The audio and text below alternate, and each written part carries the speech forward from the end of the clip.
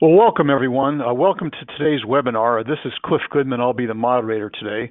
Today's webinar addresses building the digital infrastructure to enable genetic medicine, recommendations from a multi-stakeholder summit. Again, Cliff Goodman here, and I'll be your friendly moderator for today.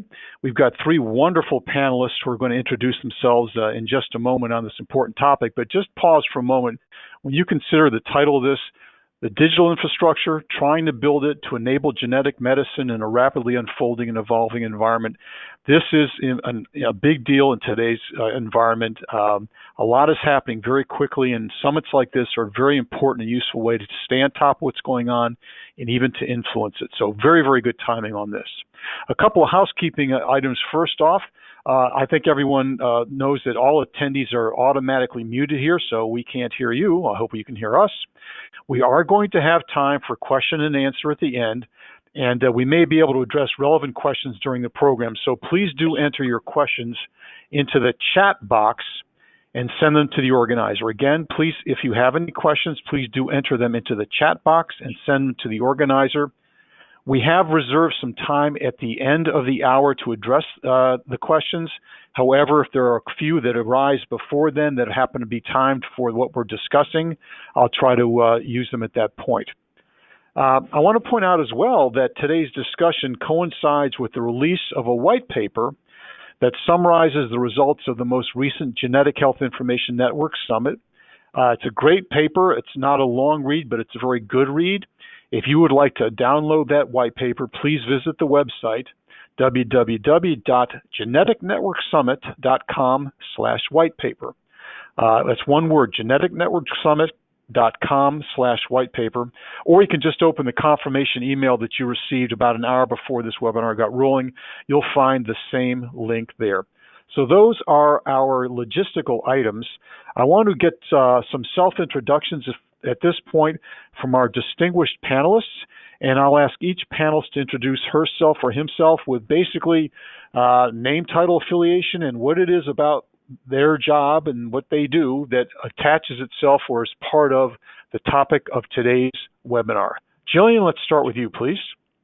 Great. I'm Jillian Hooker, very excited to be joining this group today to talk. I work for Concert Genetics as the head of clinical development and have been involved in this effort really from the beginning, trying to pull together stakeholders from across the space to work in a productive way together to really address some of the inefficiency and communication problems across the network, so to speak, and have been involved in the planning of the meeting, the follow-up, the white paper that was published today, and then our upcoming future meeting, as well as a number of the collaborations that have sprung out of the meeting from last year. Excellent. Thanks very much, Jillian. Mara. Hi, good morning, everyone. Mara Aspinall here, and I am CEO of Health Catalyst Group and managing director of a new venture fund called Bluestone Venture Partners. But today, I am most proud to call myself a diagnostic evangelist, having spent now almost 30 years in the industry. Most importantly for that, I co-founded a school around diagnostics at Arizona State University that is the only school in the country, and we're working with the folks here to acknowledge diagnostics as an independent discipline. So for many years, we've talked about personalized medicine diagnostics and how does it impact healthcare in the broadest way and to ensure that we get the respect that we need as an industry. Thanks very much, Mara, and I'm pleased to know that I now have a professional affiliation with a true diagnostic evangelist. I did not know that before the call. Thank you. Carlos. Hi, my name is Carlos Bustamante. I'm the chair of the Department of Biomedical Data Science at Stanford. I'm also a professor of genetics at Stanford. And I would say I'm a data evangelist and a data sharing evangelist, having worked on many projects that have to do with both open data sharing as well as enabling consortia to share data in secure ways. Carlos, just before we move on, I just want to kind of grab you on that last statement. If we're looking at enabling genetic medicine has our digitization and the digital infrastructure, have they been able to kind of keep pace with the rapid advancement of genetic medicine itself? Is one lagging behind the other, or are they evolving together? Well, no, I think as with many different kind of heterogeneous data sources, it's been an absolute challenge to manage genomic information in the same way it's been a challenge to manage imaging information into classical electronic health records that really form the basis of a lot of patient care. And I will say there are just wonderful changes on the horizon. The latest standards for HL7 Fire, for example, have really enabled data liquidity to the point that Apple today is supporting people being able to have their EHR data on their phone in native format. So I'm optimistic that these changes are happening, particularly as many of the big tech companies are getting into the space. Excellent. That's an important setup here, because insofar as what it's going to take to enable genetic medicine, it's going to be delimited or constrained to some extent if we can't keep the digitization up to speed. Good point. Let's go through some questions I've got about the field and the summit itself. I want to start out with basically reminding folks the purpose of the summit. And so what was its purpose? What's the most important problem or set of problems that the summit addressed? Jillian, if you don't mind, I'd like to ask you to start us. Great, yeah.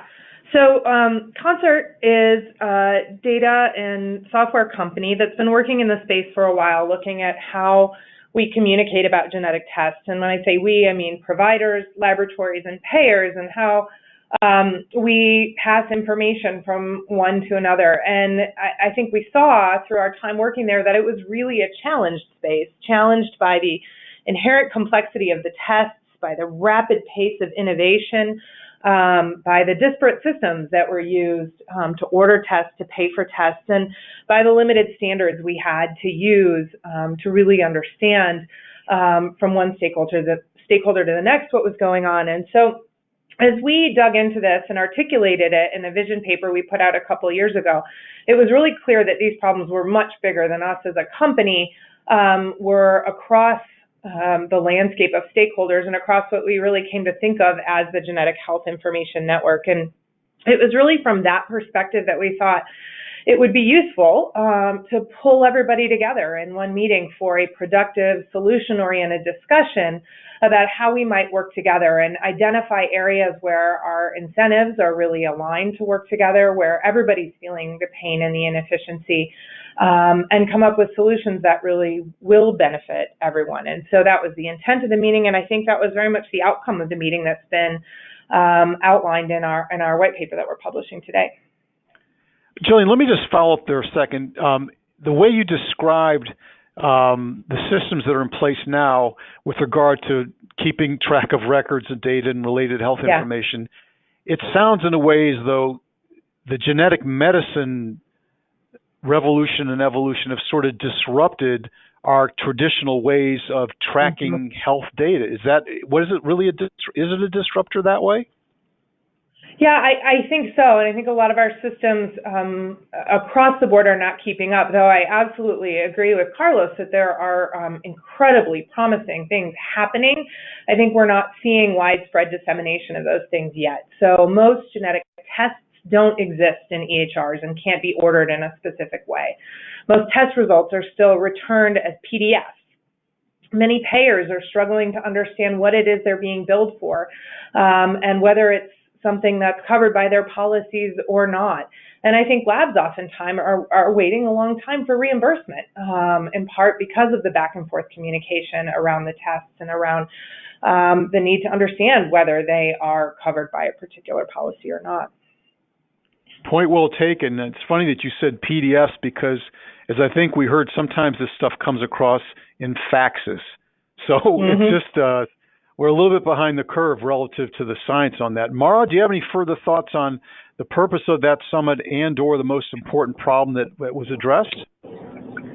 Sure. Yes. Well, I'm thrilled that Concert put this together because I think there's tremendous power in us convening as an industry. This is a team sport. It's not about one company making all the changes. We need to come together in an industry and do this in an organizing way, but also have it not be just a think tank, but an action summit. So I think from an overall point of view, just having so many people in the same room is powerful. But then the second piece of it is using the power of these folks to put together pilot programs. We know we're in an industry that is inherently conservative and that it is not easy to make change. So for me, one of the key outputs that I have is that we work together to create very specific and focused pilots so that we can show that there is practical reality behind the theory that we've discussed. Mara, let me just sort of, for the sake of argument, challenge you on the need to have different stakeholders here. I mean, the science has progressed very, very well. You've got electronic health record companies that are just making a lot of money and that are diffusing very quickly. In what ways is it absolutely necessary, in your view, for there to be collaboration where there wasn't before? What kind of new collaborations are needed that were not well positioned to date? Well, I think there are twofold. One is the standardization of data through the industry. While there are a number of very strong EHR companies, but a very large number of different software packages that quite frankly don't talk to each other. We've talked a lot about interoperability, and the fact that in reality, despite the strength of the industry, we have situations where patients go through the exact same process, the exact same tests, to be able to get the information when they change providers. This is the sort of frustration that our payers have that does not help us as an industry. And as you know, and Cliff, I believe you had something to do with this study several years ago, 70% of the data that is in an EHR is diagnostic data. And that is the core to making a decision on the patient's future. And we don't have enough interoperability. So as a happening is patients get tests more than once, and payers throw up their hands and say, this is crazy, I'm spending too much money, when it is really an issue of getting time on a consistent basis. Excellent. Mara, by the way, a couple times you broke away. You might want to speak a little closer to your phone, I think. Thank you for that. Carlos, when you take a look at why the summit was convened and the most important problem that was facing the participants, what hit you the hardest insofar as the obvious need? Well, one of the things that I found fascinating, I have to admit, is the payer perspective. And if we think about who holds the risk and who pays in the United States, 70% of us receive our health care through our employer benefits, right, as our employee benefits. And we had one participant who really sort of bore down on part of the reasons why reimbursement ends up being such a pain point. And he said, Carlos, I don't know how to reimburse a panel test, because by the time the panel gets to me, say a cancer panel, I don't know what genes are on the panel. I don't know why this panel was chosen versus another panel. I don't know why the test was ordered. I know why you gave me the CPT code, because that's the code that maximizes my likelihood of paying you. So I don't know why I'm paying $1,000, $5,000, or $10,000. And the comment that really struck with me was, so when the cost of sequencing gets low enough, I'm just going to buy the genome and give back the slice of data that you're requesting. And in some sense, it actually speaks to what's now happening in other healthcare systems. So in Britain, with a very different structure, an organization called Genome England has actually demonstrated the clinical utility of whole genome sequencing when it is clinically indicated.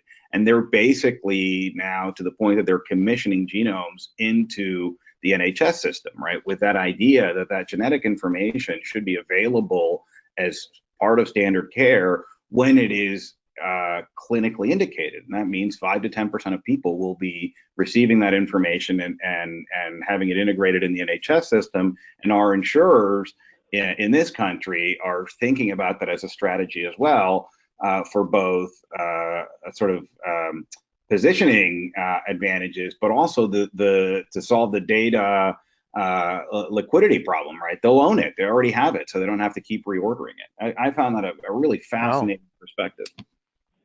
So that would sound like a tipping. Please do, Mara. Yes, on that. Please do. I think that's a great point, and it also answers your question about what we need to do as an industry.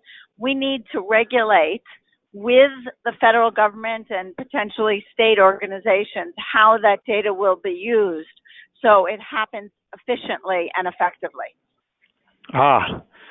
Well, it would certainly seem to turn things on their heads if we've been thinking piecewise, this test, how do we get it reimbursed? The next test, how do we get it reimbursed? Maybe an array of tests, but at some point we go over a tipping point, we hit a tipping point, and we're saying, well, just heck, do the whole genome and work from there. That would be a difference. Wow, it's kind of inspiring in a way. Jillian, what else can you tell us about other insights that have emerged from the meeting? Yeah, I think this discussion specifically really draws out the parallel conversations that were happening, which involve how do we make what we're doing today work better? And how do we also simultaneously think about where we're going and how we're going to make that work? And what are the issues in common and what are going to be the new issues that will come up? And I think throughout the meeting, we sort of talked about both and went back and forth.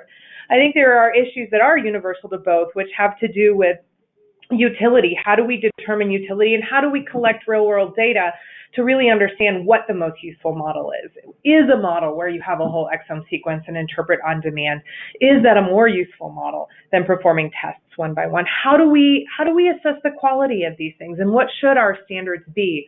Are the current standards that we have, are they sufficient? Do we need new, as Mara said, do we need new regulatory systems to think about this? And then Excellent. How do we track it? How do we educate physicians? And then I think the issues around data ownership are also huge. You mentioned well, just let's go Mara, then back to Carlos. I know there's a lot of heat on this issue. Mara? Well, I wanted to emphasize one of the things that Jillian said very quickly. How do we educate physicians? We need to have an organized system to educate new physicians, but even tougher to do is to educate existing physicians. And this is not just geneticists. It's from primary care to surgeons to figure out how to use this data. I have some point very well taken. Point very well taken insofar as who's sort of kind of computer literate and so forth, and how are the generations shifting insofar as their ability to kind of work in a fluid-like manner. Point well taken. Back to you, Carlos. So yeah, I mean, I think one of the big questions, the elephant in the room in some sense, is who owns that data, right? In many ways, many of us believe that individuals have ownership of their own genomic information. And so how do we begin to broaden the education piece to not just be physician focused or even care team focused, but really individual ownership focused? Because ultimately, we are responsible for our own health. Many people have begun to explore the value of genetics from a consumer perspective. And I think that pressure is just going to increase, right? The current estimates are that 60 million people will be genotyped by 2025, say. And so the model may even invert further, where the patient will walk in to the clinic with that genomic information streaming, either through their cell phone, through other providers. Much of the data may not be in the EHR, and the world we need to build to is one in which we really think about implementation science that is agile, right? Taking many of the best practices from agile software development and building towards that world. And the education piece is just front and center, right? People don't know how to make use of this information, makes them nervous, it makes the physician nervous, it makes the patient nervous. And so we all lose in that respect. So there's a big challenge in translating what 1% of us know, and where this is in, say, academic medical centers or top tier care centers, into community hospital settings and into clinics. Carlos, I'm going to ask you to elaborate on a couple points there, and I want to put a bookmark on utility, which Jillian mentioned before. It's very important to get back to that in a moment because the summit really focused a lot on that. Carlos, what are you learning now or observing now about consumer expectations, patient consumer expectations about the ownership of their genome? It seems like that's a rapidly sort of a moving target now, and what does that portend for the digital infrastructure to enable genetic medicine? Have you thought about that?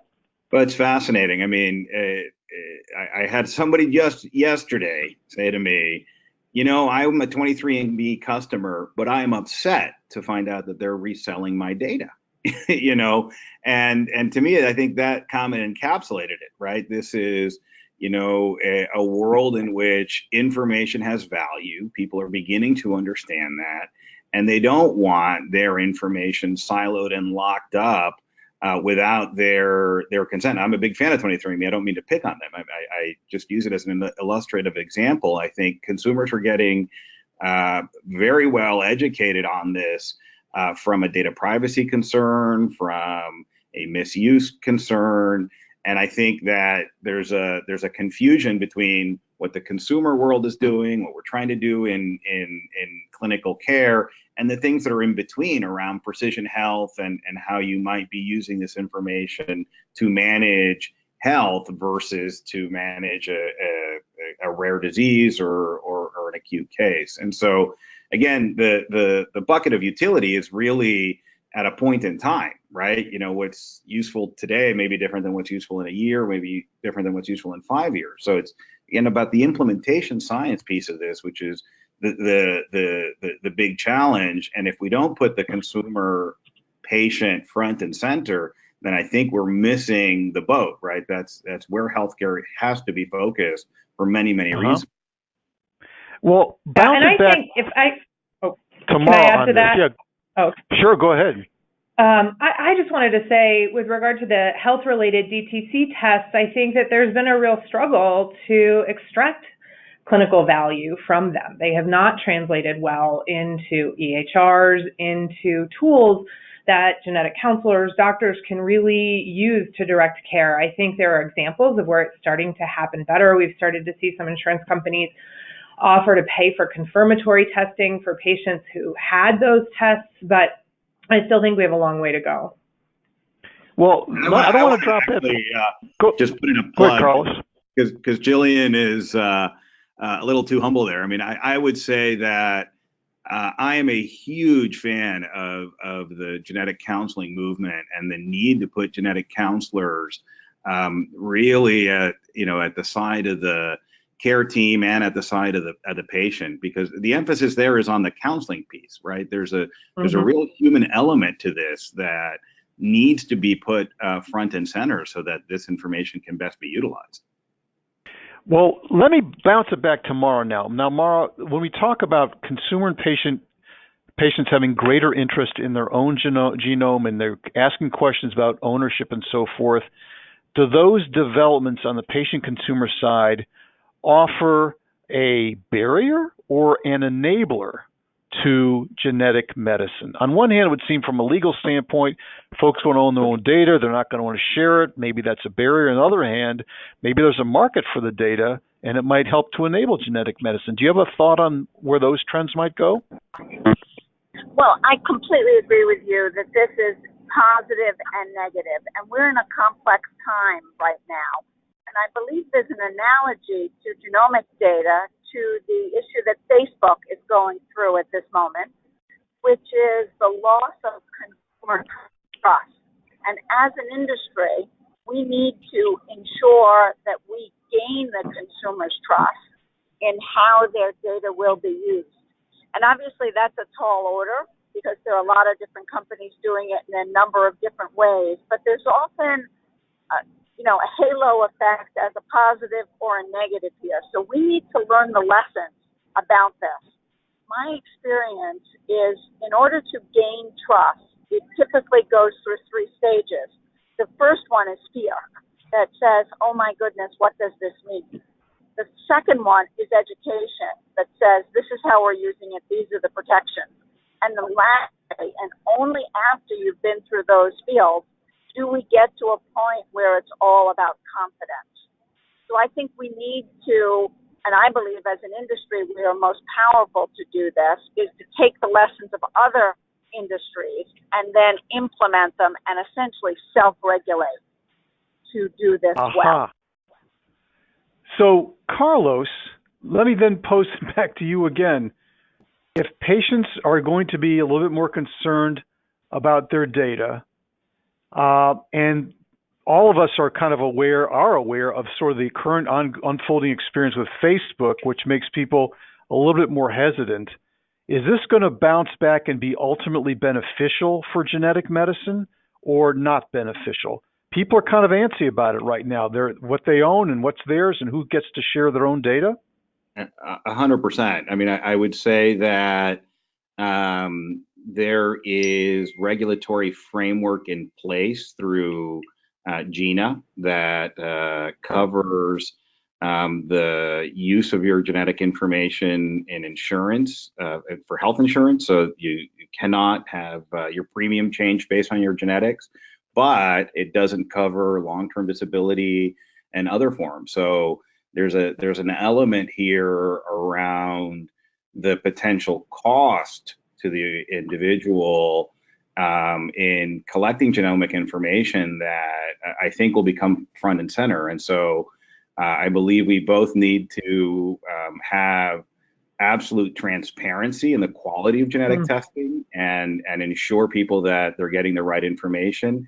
And then secondly, that information is not going to be used against them, right? And if we're able to do and confirm that, then we can keep people's trust. But, trust is one of those things. It's like reputation, right? It takes years to build and minutes and seconds to lose. And so, there are definite concerns out there, which is, I think, part of the reason why the former administration came down hard on DTC testing, perhaps too hard in some view. But I do think we've got to find, how to strike that balance and have that discussion in a world where everybody's worried about, even just the validity of information they're getting. Point well taken. We're going to return, if we can, to the policy, regulatory, and legal context in a moment. But I want to go back to the utility issue that Jillian raised so well. Jillian, my recall from the summit was that one of its benefits was that we got payers in the room, along with the scientists, some providers, and some patient advocates as well. And the notion of utility came across pretty strongly in that the payers were saying, look, we're not so impressed all the time by just the sort of technical wizardry of all this stuff. If you can't demonstrate utility to us, we're not going to pay. And they took a pretty strong stance, and I think overall people pretty much got the message. Do you have a similar take on that? Yeah, I think so. I think that was an area where there was probably the most diversity of opinion in the room as to how people approached defining utility and defining value, and the sort of tension between families who experience long diagnostic odysseys and all that goes along with that, and ultimately may come to a diagnosis that has tremendous value for them but doesn't change their care, which then on the payer side, someone might say, well, if it doesn't change their care, maybe it's not so useful.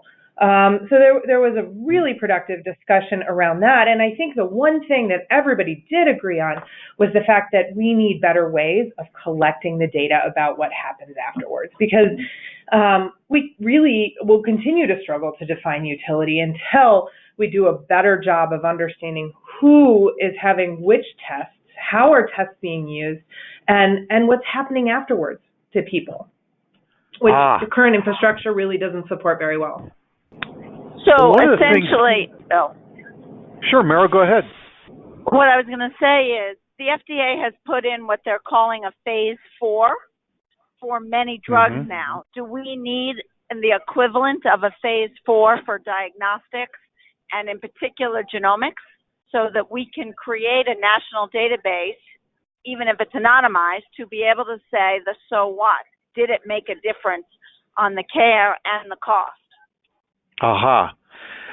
Along those lines, the evolution that I think we heard at the summit, which is very interesting, was that most folks got the idea of analytic validity, that the idea of the science is really good at identifying, let's say, a genetic mutation accurately, and that was the analytic validity part of it. Then people said, yeah, and there's also some clinical validity where what you find on the genome is somehow associated with some sort of disorder, a disease or disorder, sort of getting that connection down correctly.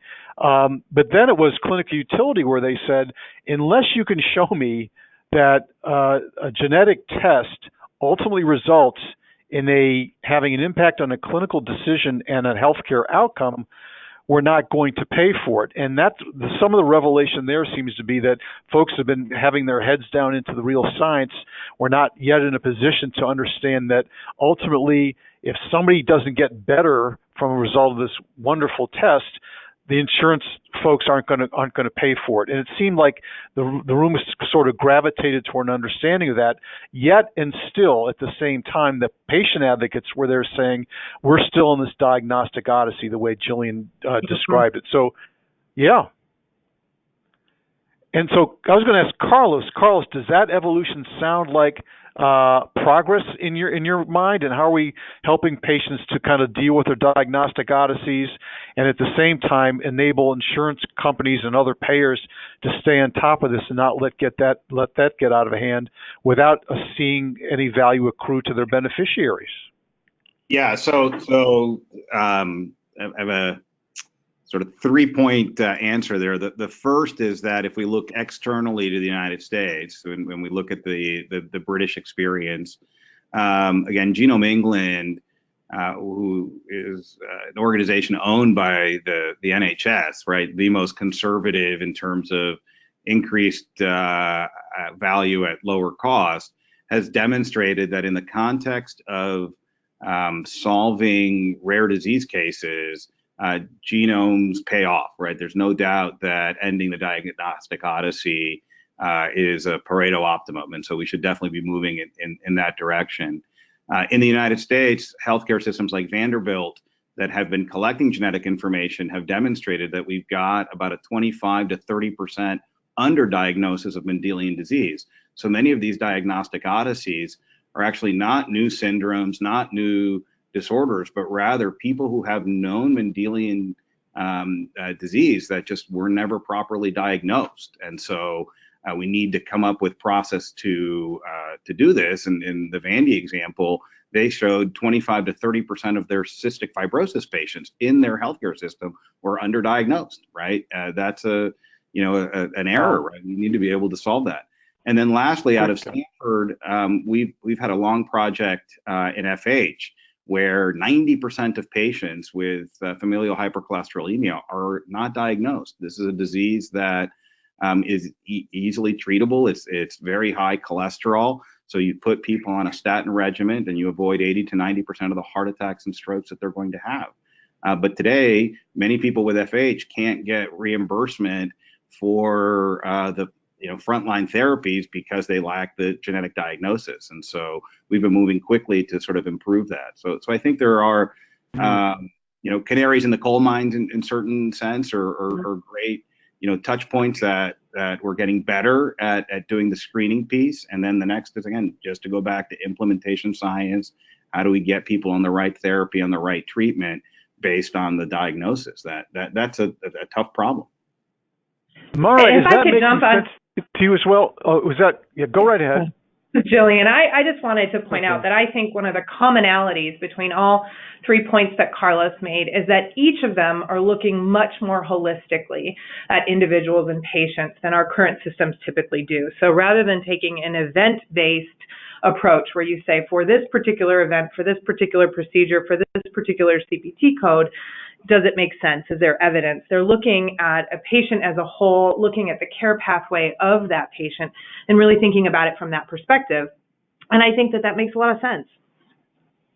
So, Jillian, though, what you're suggesting, following up on what Jillian said, it seems as though it's much more than just the science itself. There seem to be so many other standards and practices, whether it's information transfer, reimbursement procedures, clinical practice guidelines, what have you, that have to be rearranged, maybe disrupted first and then rearranged before we can actually benefit from the kinds of things, Carlos, that you mentioned. Jillian, is that still ringing true for you?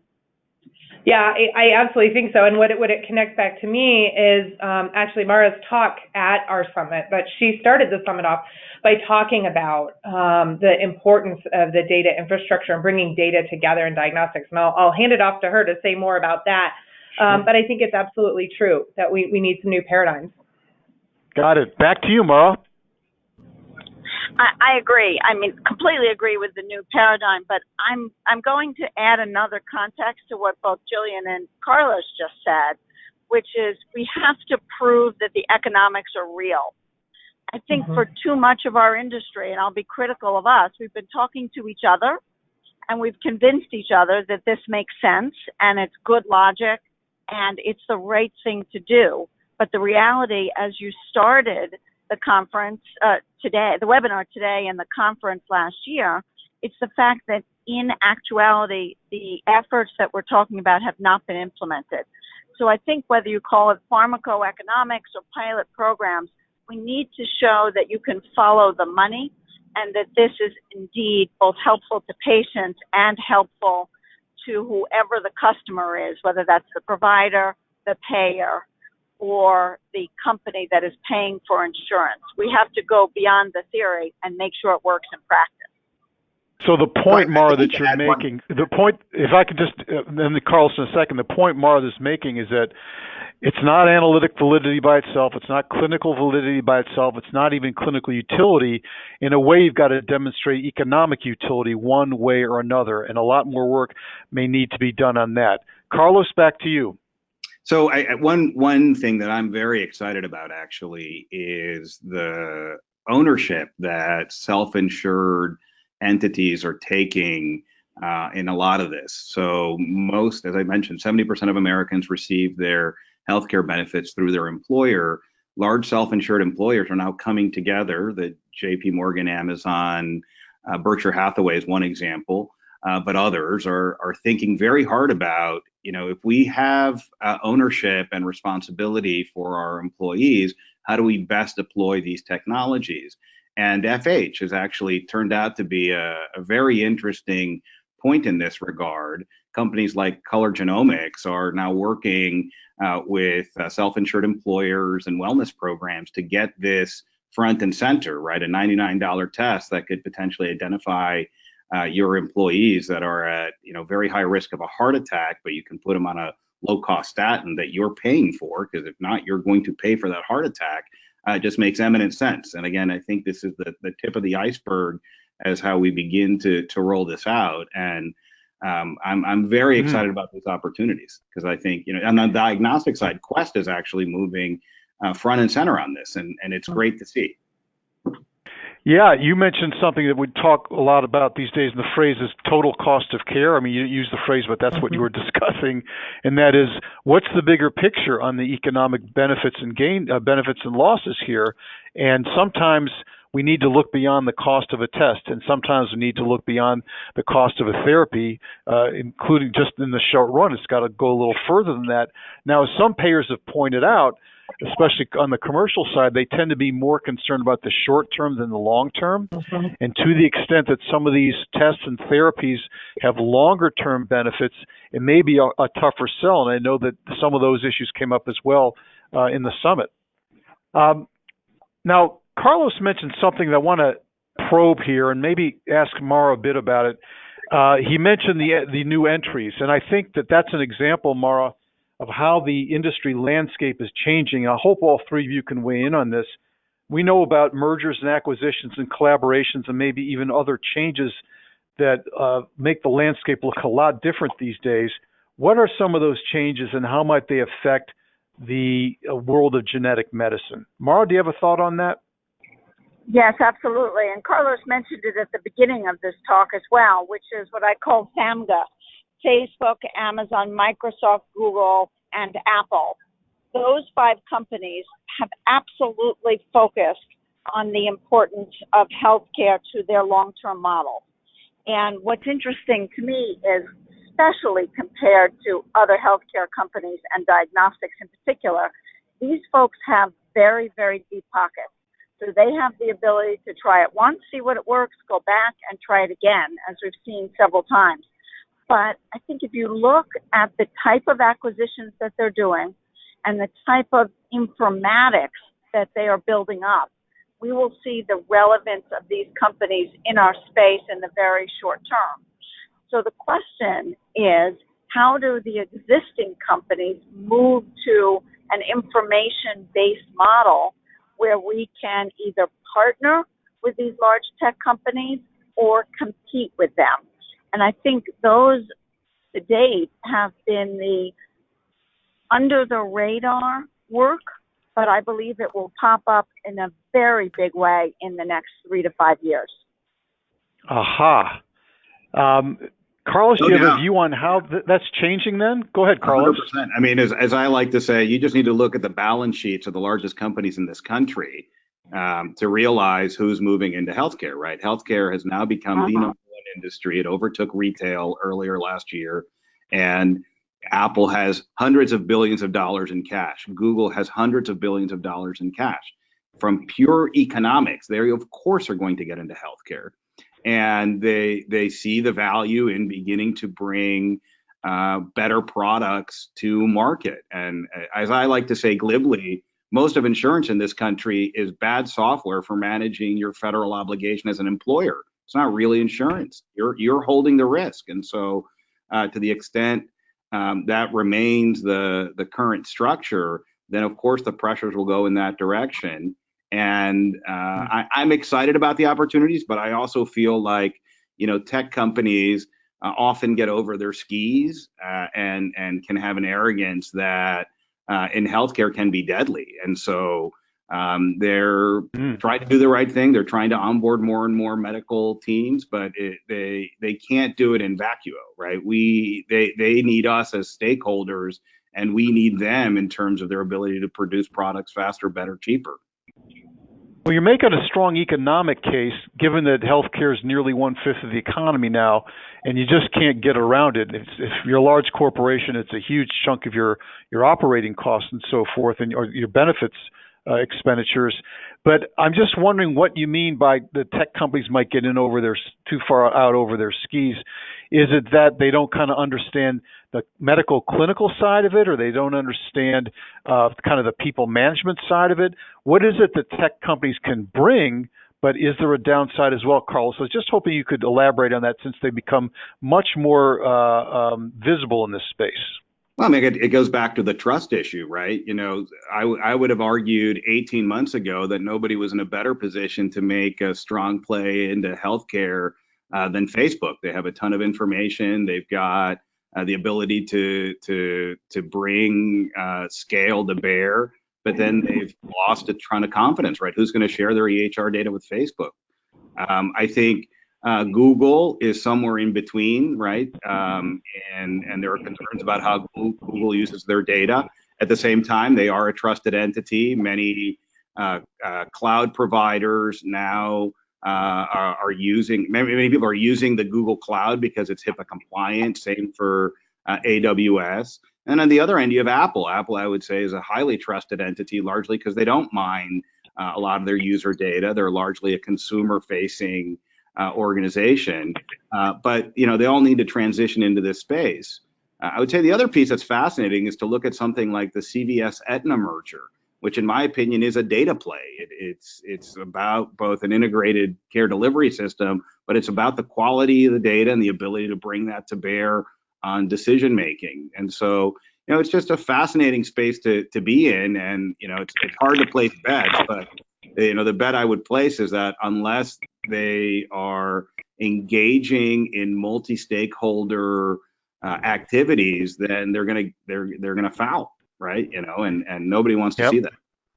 It's an interesting point. It's an interesting point for maybe Jillian to consider. Maybe she could feed off of this as well, and that is, Jillian, when you think about organizing a summit to get the right players in the room, I'm just wondering, gosh, we heard about CVS Aetna. I think everyone knows about the Roche deal with Flatiron to get a hold of their oncology-related EMR data and so forth.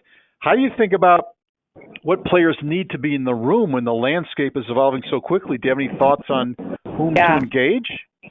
Yeah, I'll start by backing up just a little bit. I think when you think about barriers, I also get really excited about this future of innovation and better data transfer and big companies being able to use their power as employers to really do something cool and unique. But in order to do it, in addition to the trust barrier, there is this highly enmeshed infrastructure of regulatory, hospital, payer systems that's really hard to weed through and really hard to displace at the same time. And so I think one of the things that we see at Concert when we're looking at the market is that there are a lot of things that aren't changing. So a lot of people have told us, well, everybody's going to move towards exome. When we started cataloging the market 5 or 10 years ago, and we still see very, very few exomes being reimbursed and being paid for. We still see 10 new tests coming on the market every day, and it actually was even higher at the end of 2017. So the complexity still just seems to be growing rather than simplifying at this point on a day-to-day basis. When it comes to the stakeholders, then, I think it has to be the stakeholders who are involved in that, who really understand the different facets of it, who understand the payer space, the regulatory space, the laboratory space, the provider space, and most importantly, the patient space, which is where you get to the desired outcome for all of it in the end. I want to go back to the policy regulatory in a minute, but I want to interject one of our questions here that came in. Because there's a lot of interest apparently in the utility and value issues here, especially methodologically. So here's the question on that topic that came in. What's the real world approach to utility and value studies here? Prospective trials are expensive and tests cannot be protected like drugs. Are there examples or models of real world data sharing and analysis programs that produce results that are compelling to payer coverage decisions and or physician practice and ordering patterns? That's a very practical question. It has to do with how you really demonstrate utility and value using the methodologic and scientific rigor that will in turn be persuasive to payers and providers as well. Can I take that? Go ahead, Carlos.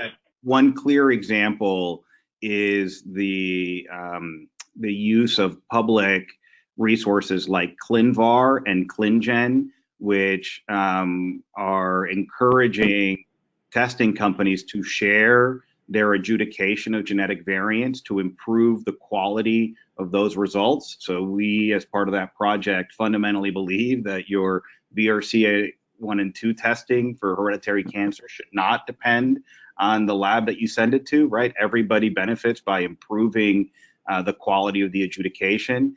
And in fact, to the point that, the quality has continued to go up. We've reduced the discrepancy among testing labs when they see the same mutation. And again, that's something that is clearly in everybody's benefit. It's a good point, and a very practical example of real world data and the importance of data sharing. If you can share enough of that real world data, you get a lot more accuracy and a better fix on the distribution of test results, and that can in turn be fed back into clinical decision making. So, very good question. Thanks very much for that answer. I think also two more examples. Oh, yeah. Sure, Mara. Mara, you go ahead, and then back to Jillian. Mara, go ahead. Two more examples of that are the NIH study. The All of Us study is really meant to bring in the consumer aspect of it, working with a number of academic institutions around the country and doing that in an organized way. And in addition, the NCI Match study, which looks at a personalized medicine approach, and it's not about one pharma or two pharmas. there are 20 different pharmaceutical companies coming together with 40 different treatment arms to say, indeed, does targeted medicine work? So I think the key piece is these collaborations have happened. BabySeq is another one, is ensuring that they get completed, because as we all know, about 50% of studies that begin are never actually fully enrolled, and we don't get any data from them. So I think the key is, again, education and the ability for people to know what currently exists and not to start too many new ones and then dilute the power of the existing ones. All the more better for collaboration. I'm glad you mentioned very much NIH, all of us, and NCI match, two additional good examples. Good point. Jillian, back to you. I think some of the other examples that have already come up, as Carlos mentioned, Vanderbilt and groups that are mining their EHR data to understand better pathways of care and outcomes. And we hear from a lot of payers that they have a strong interest in really understanding from their claims data across the system what's happening. I think the problem is, as Mara mentioned earlier, is that we don't have a lot of standards for tracking these things and really identifying, especially in genetics, what exactly was ordered and what exactly was performed in order to get the real world outcomes data. So I think that that's absolutely necessary. And a message back to the next summit, by the way, is that the benefit of collaboration and data sharing, particularly for real-world data sharing, will be an essential step to enable genetic medicine. I mean, that's coming out very clearly. Carlos, I wanted to get back to you. I know we're a little short on time, but I wanted to ask you about any policy, regulatory, and other legal changes going on that you think we need to be watching insofar as how we consider enabling genetic medicine in the near term. Other stuff's floating around out there. What is it? Well, so I would say one of the things I'm most excited about is the close partnership that's now occurring between the FDA and elements of DHHS. So FDA is now working with NIH as part of ClinVar to begin to build these databases into their sort of adjudication processes. I think there's also a real move afoot to try to streamline bringing these kinds of products to market in ways that can then be auditable. I feel that's a really exciting opportunity. And then, on the carrot side, I would say on the stick side, there are discussions with CMS to say, look, if you're getting reimbursed for a genetic test, you need to deposit that information in a database that can then be used, or else we won't reimburse you, right? It's a strong stick, but one that, could be a forcing function to get more data sharing. Carlos, as you look across... Go ahead, Mara. I was just going to add one comment. I think the other piece that's critical to add to what Carlos just said is NIH grants. When we give the grants for research to be done, we need to be able to capture that information on a systematic basis as well. Point well taken. Carlos, just briefly, back to you. When you look at the last 1, 2, 3 presidential administrations, are you seeing any sort of directionality in this? Are you generally encouraged the way our political leadership is headed or not, insofar as whatever it's NIH, CMS, FDA? Are we headed in a good direction? Yeah, I think from the Bush administration through Obama and into the Trump administration, there's been just a consistent message to enable data liquidity. It was part of a lot of the movement to incentivize providers to go onto EHRs.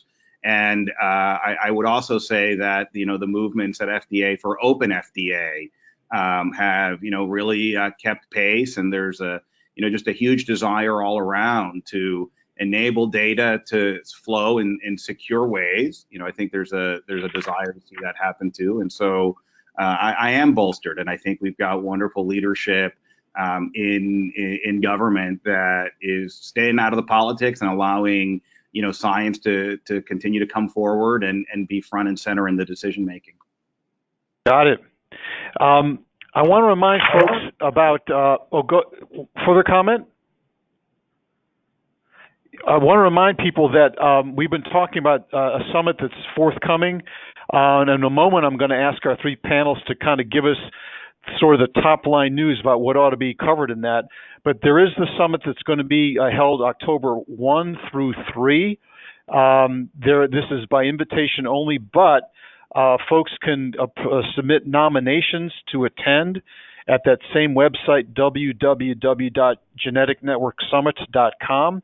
So if you're interested in attending that, I wanted to make sure I noted that message to you right now.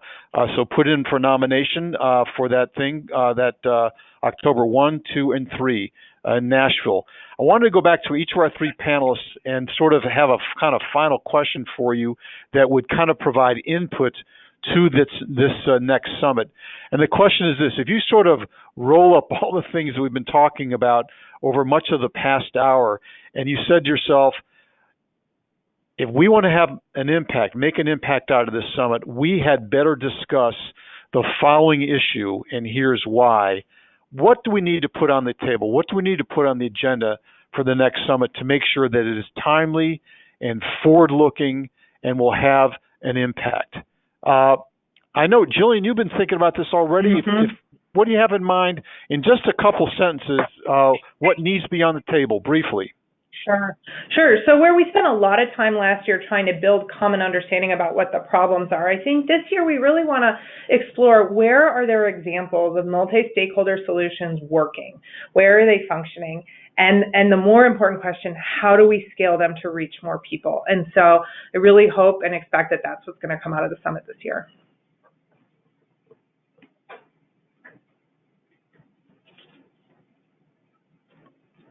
Oh. Cliff?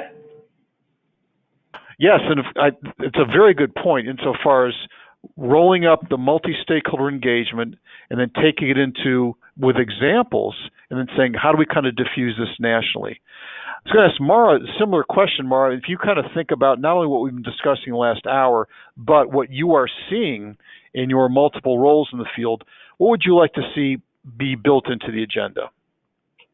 To me, it is all about education. How do we educate consumers, physicians, patients, and providers, as well as payers? And we need to do two things: go from theory to practice and go from fear to confidence.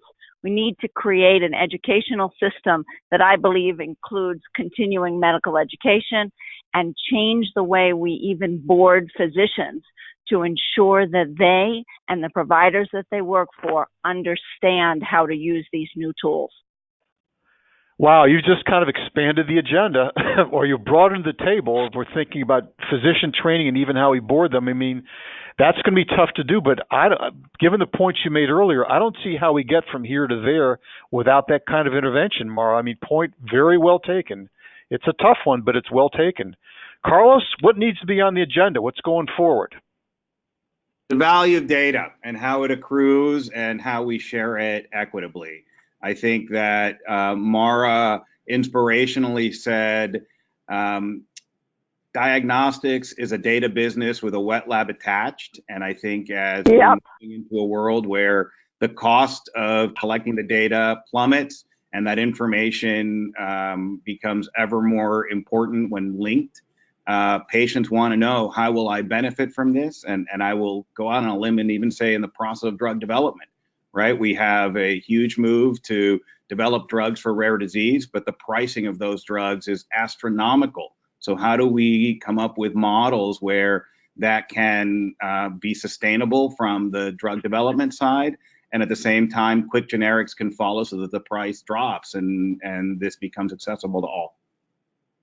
Point very well taken. Good gosh. I mean, if the economics don't work, then the whole thing isn't going to progress very quickly. So if what you care about is enabling genetic medicine and really trying to capitalize and leverage all the scientific and technical advances that have come along, I think it's pretty clear to everyone. It was really clear at our earlier summit, and I think clarified further today, that for that to really work, you've got to be doing a lot of juggling and rebuilding and reorganizing of the other parts of the system. And it's not enough to just say I've got the greatest, coolest test in the world. It's not enough to say that my test is really good at doing not just genotyping but phenotyping. It's not even enough to show clinical utility. You need to show economic utility. You've got to be appealing to all the stakeholders. You cannot leave patients behind. They're a key aspect of this. And all the while, this is all a moving target. It's all evolving really, really quickly. So with that, I just want to kind of emphasize how important it will be to have good planning for the next summit for October 1st, 2nd, and 3rd. If you're interested in participating in this, and it really is a participative event, I must say, please go to the website, check it out, and get yourself nominated, and we'll try to go forward from there. So look, everybody, thanks very much for joining us. We have 3 super panelists. A lot of great discussion here over the last hour, but there's plenty of work to do, and we hope and look forward to working with you and many others to make sure that we may not realize the goal immediately, but we're certainly pursuant of it and making a lot of progress in that direction. So this concludes today's webinar. Please don't forget about the website, www.geneticnetworksummit.com. And thank you all very much, and we'll be in touch soon. Bye-bye, everybody. Thank you. Thank you.